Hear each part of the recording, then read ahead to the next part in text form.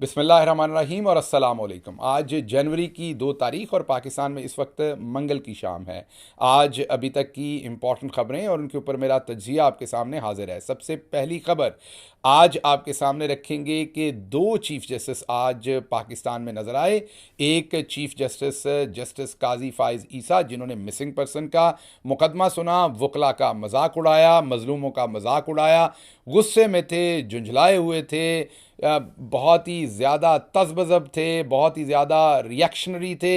एक वो chief justice हमें नज़र आए जहाँ पर मज़लूमों का मजाक उड़ाया गया और मज़लूमों की तहकीर की गई।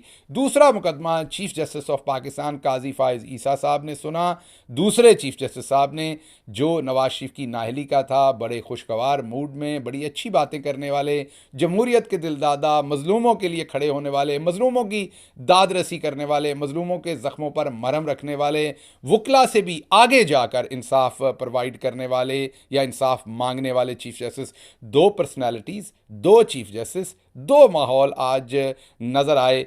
आज कल ये लग रहा है कि साहिल को देखकर चीफ जस्टिस साहब का मिजाज बनता है, जैसा साहिल वैसे चीफ जस्टिस साहब।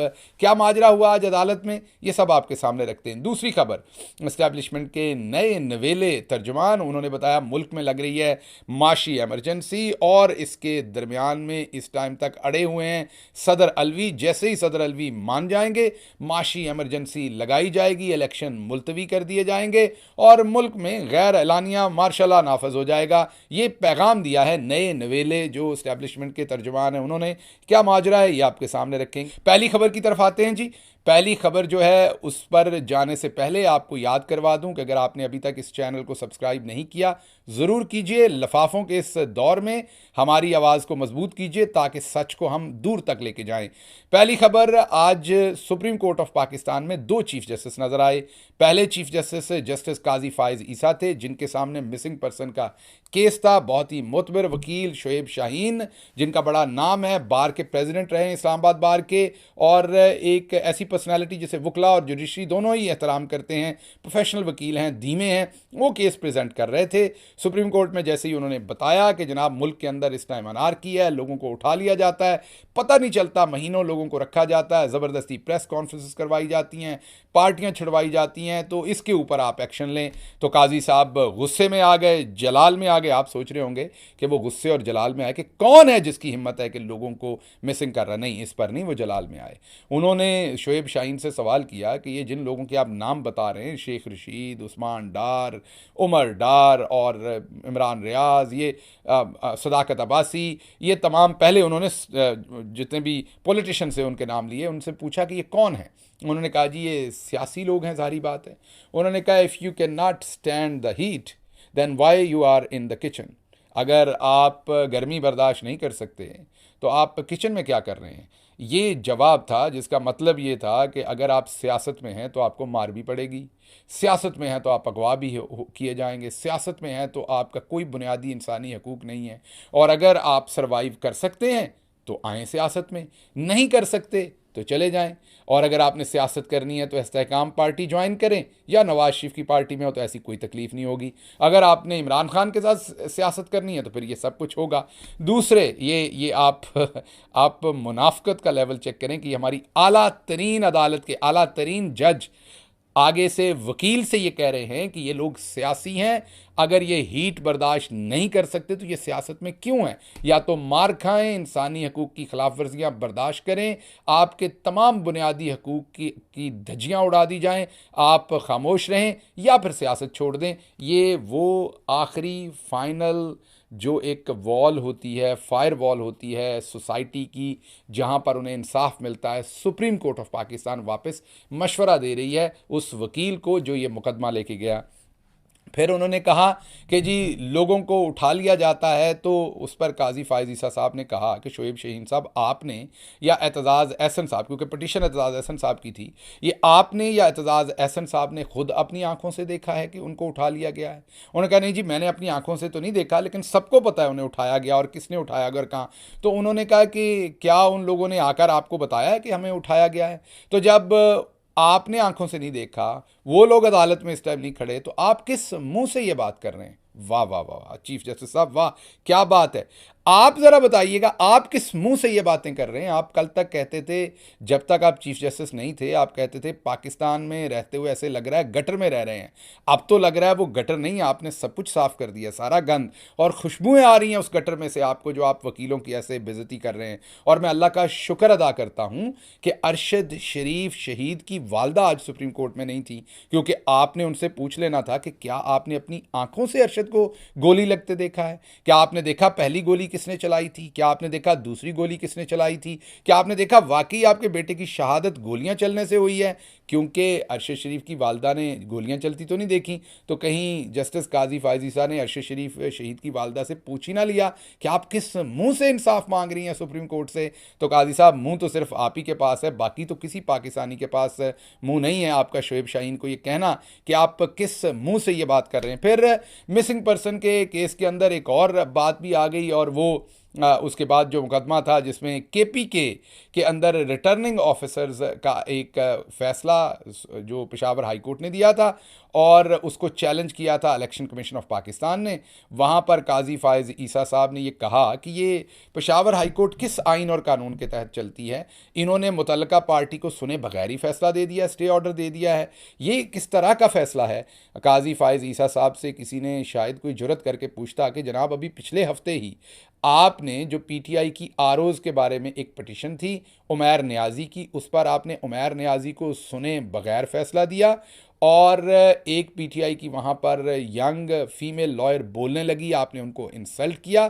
जी हाँ, ये उसी कानून के तहत पेशावर हाई कोर्ट ने भी फैसला दिया, लेकिन किसी ने उनके मुंह के ऊपर ये बात वहाँ की नहीं। काश कोई करता अदालत के अंदर और उनसे पूछता कि क्या पाकिस्तान के अंदर आपके लिए कवानीन और हैं, आप बगैर फरीक को सुने फैसले दे सकते हैं, और दूसरों के लिए कवानीन और हैं। फिर उनसे कोई ये भी पूछता कि मुल्क के अंदर पहली दफ़ा ये तमाशा देख रहे हैं कि अकबर एस बाबर गया था केस लेकर, और वो जो नौरीन बेचारी रो रही थी, वो दोनों केस लेके गए थे पीटीआई के खिलाफ इंट्रा पार्टी का इलेक्शन कमीशन में। इलेक्शन कमीशन एक अदालत थी और साइल उसमें अपना मुकदमा लेके गए थे, और मुतासरा फरीक आगे से जो थी वो पीटीआई थी, पाकिस्तान तहरीक इंसाफ थी।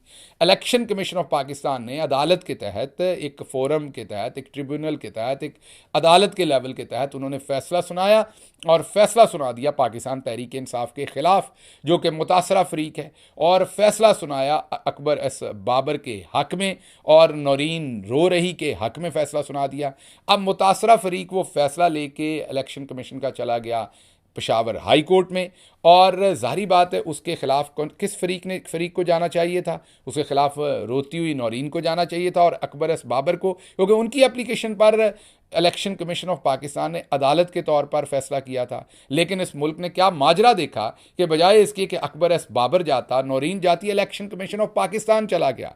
एक अदालत चली गई फरीक बनकर अगली अदालत के सामने कि जनाब ये फैसला बड़ा गलत हुआ है। ये ऐसे ही है जैसे आप लाहौर हाई कोर्ट से कोई फ़ैसला लें और वो फैसला हाई कोर्ट आपके ख़िलाफ़ दे दे। आप लाहौर हाई कोर्ट में अपने किसी मुकदमे में हो, आपके ख़िलाफ़ को मुद्दई हो, आप रिस्पोंडेंट हो, या आप मुद्दई हो कोई और रिस्पोंडेंट हो, और दोनों पार्टियों में से एक के हक में फैसला हो जाए और एक के ख़िलाफ़ हो जाए। जिसके ख़िलाफ़ हो वो सुप्रीम कोर्ट जाए और चैलेंज करे तो लाहौर हाई कोर्ट के जजेस, लाहौर हाई कोर्ट उठ के फरीक बन जाए। ये हमने दुनिया में पहली दफ़ा ये चज देखा है, और उसके ऊपर chief justice of supreme court उसको सपोर्ट भी करें तो वाह माशाल्लाह, क्या बातें कर रही है पाकिस्तान की चीफ जस्टिस, क्या माहौल है। उसके बाद जी अगली बात जो बड़ी इंटरेस्टिंग है वो है कि सहाफ़ियों के नाम जब लिए गए, उन्होंने बताया कि जी इमरान रियाज़ को गायब किया गया, अरशद शरीफ शहीद को शहीद किया गया।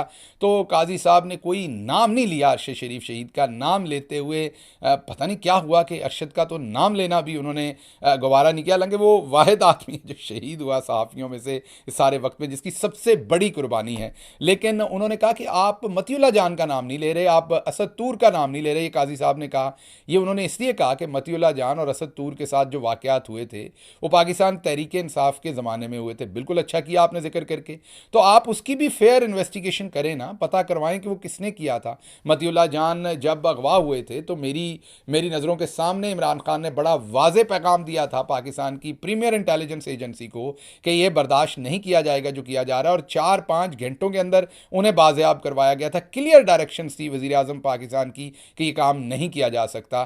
तो आज जो सब कुछ हो रहा है तो आप इन्वेस्टिगेशन करवा लेना कि वो किसने किया था। आप उनका नाम तो इस्तेमाल करते हैं, लेकिन जिन्होंने उन्हें अगवा किया या तशद्दुद किया उनके बारे में बात करने की आपके अंदर हिम्मत नहीं है काजी साहब। या तो फिर बात भी करें उनके बारे में। आपने उनका, हम तो आज भी कहते हैं कि उनके साथ ज्यादती हुई है, तब भी प्राइम मिनिस्टर ऑफ पाकिस्तान ने इंटरफेयर करके उन्हें बाजियाब करवाया था। तो इसलिए ये भी अच्छी बात है कि आप तब भी उनके साथ खड़े थे, आज भी उनका नाम ले रहे हैं। इसी असूल के तहत हम समझते हैं कि आपको दूसरे मजलूमों के साथ भी खड़े होना चाहिए, लेकिन आप उनके साथ नहीं खड़े हुए। क्या ये खुला तेजाब नहीं है? माजरत, खुला तजाद नहीं है?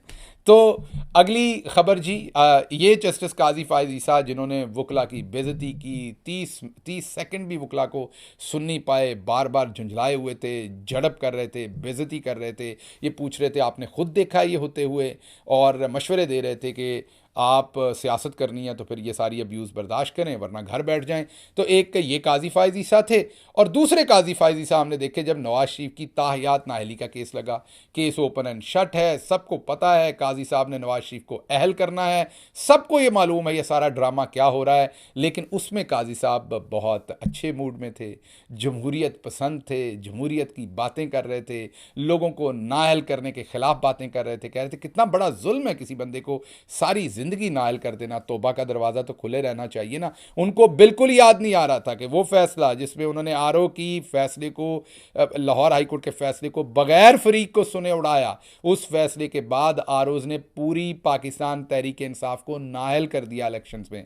उनको वो सैकड़ों नाअहल लोग नज़र नहीं आए काजी फायज ईसा साहब को, और ये नज़र नहीं आया कि नाअहल करना कितना बड़ा जुर्म है। लेकिन नवाज शरीफ की नाअहली पर वो कह रहे थे तौबा का दरवाज़ा खुला रहना चाहिए। जी हाँ, मे फेयर के अंदर अरबों डॉलर्स के प्लॉट और अपार्टमेंट्स खा जाओ और तौबा के दरवाजे आपके लिए खुले रहें। तो काजी फायज ईसा साहब ने खुला इंदिया दिया कि हमने 11 जनवरी से पहले पहले इस केस का फैसला करना है।